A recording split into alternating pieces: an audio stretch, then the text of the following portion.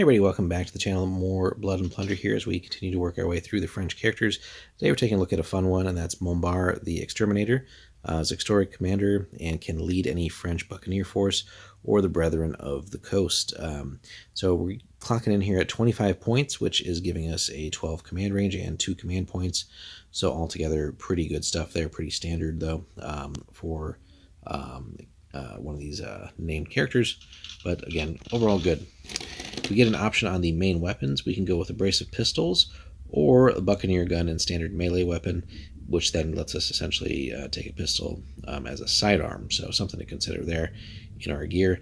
And he does come with a load of special rules.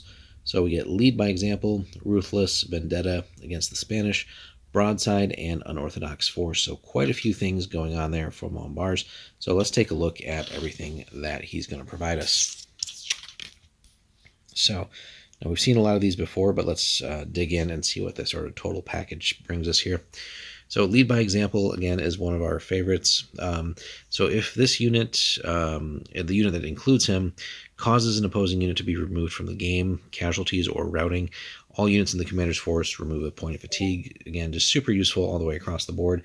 We want to be careful with how we engage with the commander's unit, right? Because we don't want to expose them to unnecessary damage.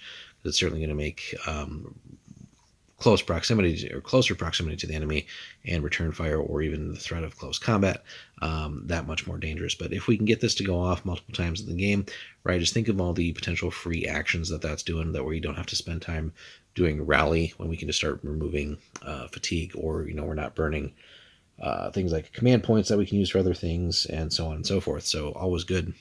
Ruthless is a fun one. We see that with a lot of units, but this unit gets a -1 bonus to shoot tests with small arms against units with more fatigue than this unit. And this is a great combo with lead by example, because again, if we're timing things right in the turn, depending on the cards that we draw for initiative, right?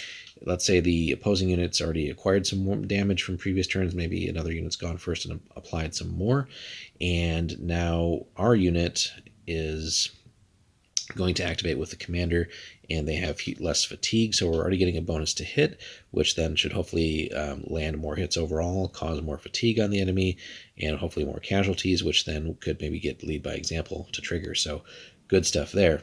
Now this guy does not like the Spanish. When fighting against any Spanish force, this force may reroll 1 failed die in any rally test. So situational, of course, right? But if we're playing against the Spanish, we do have a nice little built-in ability there.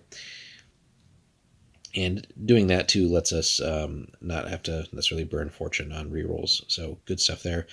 Broadside we've seen many a time, but if we are playing with multiple cannons, so typically on the water, but basically all the cannons fire at the same time, and all the dice are rolled simultaneously, and that increases the chances of scoring crits, and crits are how we do fun and exciting things to the enemy ships, like cause fires, cause flooding, blow a mast away, to damage the rigging, or maybe even outright sink them. So good stuff there. So he's got certainly capable rules for land and basically all the different theaters, but has some good stuff going for the naval forces here.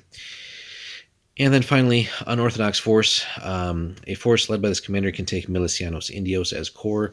So again, when we did the review series on all the factions, it was always nice to see, when we can move things around from core to, or special to core, and so on and so forth, without necessarily having to pay points, and just tweaking units and how the normal lists would play. So here is a nice one. We can bring the Indios into the core, so in the 2 lists that he can be a commander of, without going back to those right now, but nonetheless the Indios could be core as well, which lets us take more of those. So then overall, just a great package for 25 points. Really great character. And again, we got 2 different forces we can lead here. Let us know, guys, in the comments if you tend to run him more with the Buccaneers or the Brethren of the Coast. Where do you find him to be more effective? Do you when you're typically building a force with him, do you bring in a lot of the Indios into the core, and just overall how your games have gone? Eager to hear your guys' experiences. So hit us up in the comments, like and subscribe, and we'll have more Blood and Plunder for you soon. Thanks for watching.